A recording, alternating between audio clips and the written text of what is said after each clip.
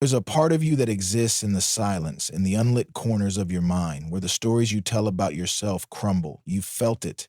The flicker of a thought, the heat of a fantasy, the shadow of a craving that doesn't fit the narrative of who you are. You've laughed it off, scrolled past it, buried it under layers of morality or irony. But when the world goes quiet, it stirs. Not as lust, not as romance, but as something raw, primal, and unnervingly honest. It speaks in the language of power, shame, fear, and longing. Carl Jung called this the sexual shadow, the fragmented self you refuse to name. He didn't call it evil, he called it essential.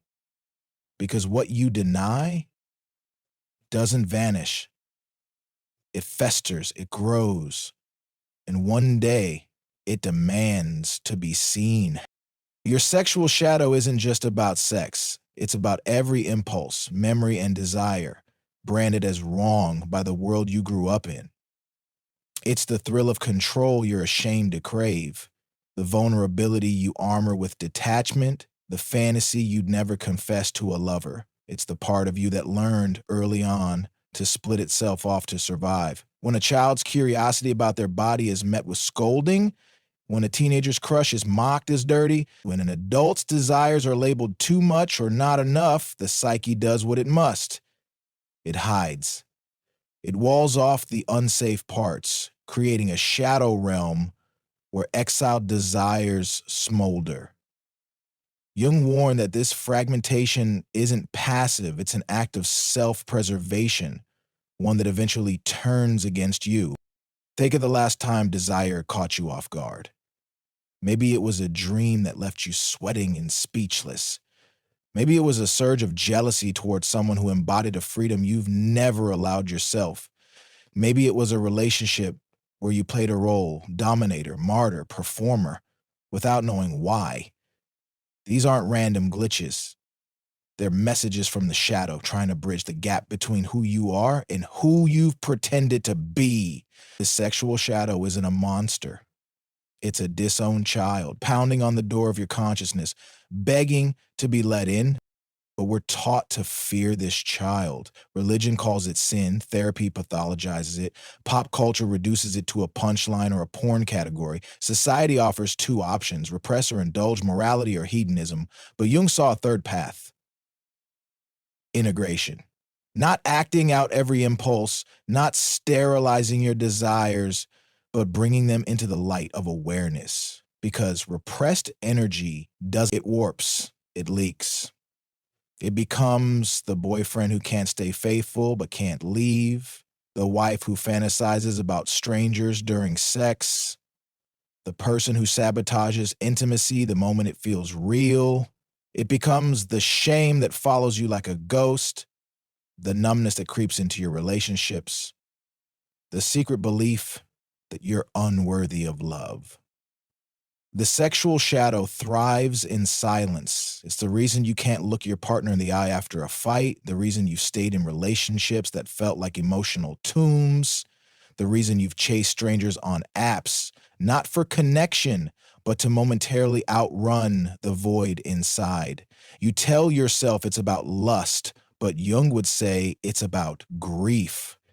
Grief for the parts of yourself that were never allowed to breathe. When a child is shamed for their curiosity, when a teenager is told their attraction is sinful, when an adult is punished for their intensity, the soul doesn't forget.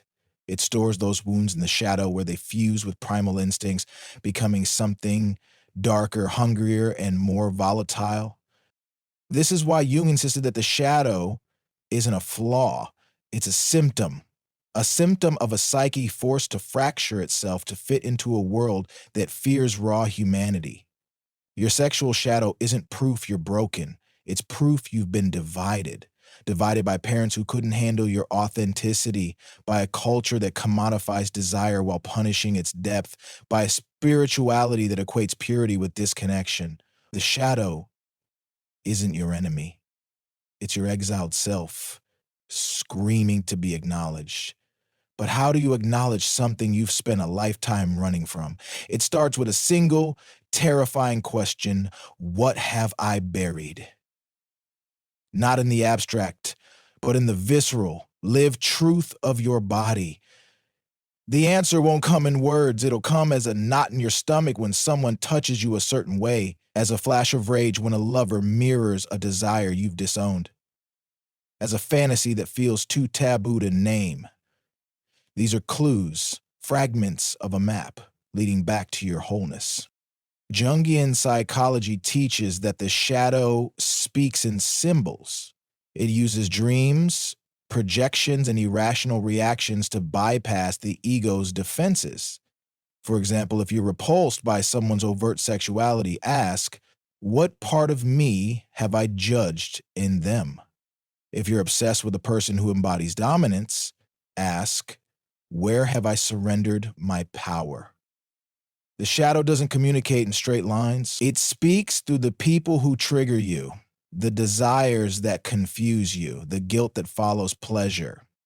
Every judgment, every attraction, every flicker of shame is a breadcrumb trail back to the parts of yourself you've abandoned. Consider the man who prides himself on being enlightened, but secretly craves submission. He's built an identity on spiritual detachment, yet his fantasies revolve around relinquishing control. His shadow isn't the desire itself, it's the conflict between the desire and the persona he's crafted. Or the woman who performs confidence in public but fantasizes about being taken in private. Her shadow isn't the fantasy. It's the unspoken belief that her power makes her unlovable. The sexual shadow isn't the content of your desires. It's the split between what you feel and what you permit yourself to be. This split exacts a toll. It's why so many people feel like imposters in their own lives. They wear the mask of the good partner, the responsible adult, the evolved soul, but behind the mask, the shadow writhes. It's the husband who cheats, not for sex, but to feel alive. The woman who stays celibate, not by choice, but because intimacy terrifies her. The person who confuses love with performance, sex with validation, connection with conquest. These aren't moral failings, they're cries for wholeness. Jung warned that the longer you ignore the shadow, the more extreme its manifestations become. Repressed desire doesn't stay repressed. It morphs into obsession, addiction, compulsive behavior. A man who denies his need for tenderness might develop a fetish that objectifies vulnerability. A woman who buries her anger might crave rough sex as a proxy for rage. The shadow doesn't want to destroy you, it wants to complete you, but when met with rejection, it resorts to sabotage. Integration begins when you stop asking, how do I fix this? And start asking, what is this trying to tell me? Your sexual shadow isn't random. It's a mirror reflecting the parts of your psyche that were silenced. If you crave control, where in your life do you feel powerless? If you fear intimacy, where were you taught that love is dangerous? The shadow is a storehouse of unmet needs, unhealed wounds, and disowned strengths. It holds the keys to your vitality if you're brave enough to turn them. This isn't about accepting your shadow, it's about dialoguing with it. Jungian therapy often uses active imagination, a technique where you engage the shadow as a living entity. Imagine sitting with your sexual shadow. What does it look like? What does it want? What pain does it carry? You might meet a version of yourself that's furious, ravenous, or trembling with shame. This isn't a demon. It's a part of you that's been frozen in time, stuck at the age when it was first rejected. The child who was shamed for exploring their body. The teenager who learned to associate desire with guilt. The adult who buried their needs to keep a relationship intact. To integrate the shadow, you must grieve.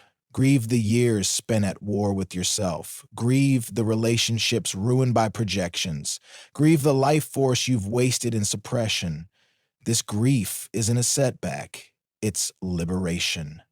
It's the recognition that every time you called yourself broken, you were echoing voices that feared your wholeness.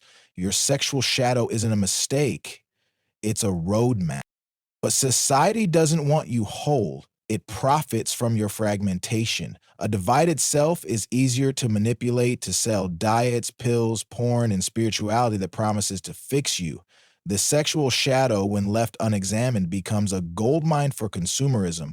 You'll chase hookups to numb the void, buy courses to heal your libido, adopt labels to explain your desires, all while the real work remains undone. Jungian integration isn't a product, it's a process, a slow, unglamorous unraveling of every lie you've been told about who you're allowed to be.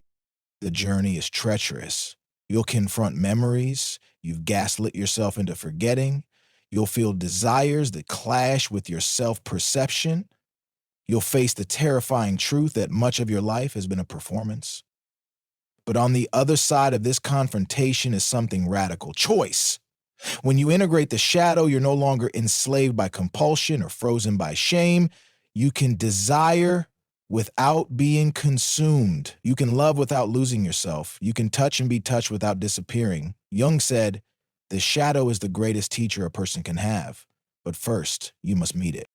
You've built a life on the surface, polished routines, curated connections, desires carefully managed.